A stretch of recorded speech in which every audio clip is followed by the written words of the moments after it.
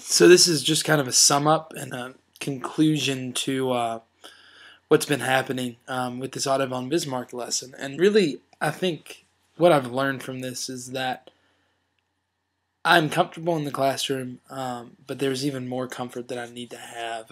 I'm just looking at that video, you can see that I'm very tense, and that might just be the stress of the situation of everything leading into that because I was sick that week.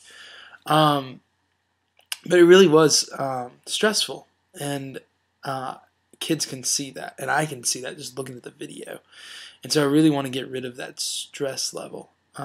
Another thing that I learned is pacing and just really being very leading with my idea of how long it's going to take kids to do something. And that kind of even leads into what I've been learning within my student teaching here now, is that students are always going to take at least 5 minutes longer than what you think they're going to take.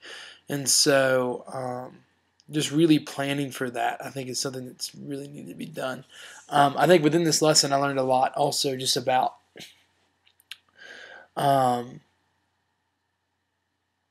the ability of visual learning and not just verbal learning. I think I've described this even in the paper, but I was really wary of just throwing up a PowerPoint because I didn't want to be that teacher. But at the same point, you need to do that because it is crucial for those kids who are visual learners. It's a way of differentiating your instruction, and that's something that I hadn't really thought of until looking back through this and just really thinking about it.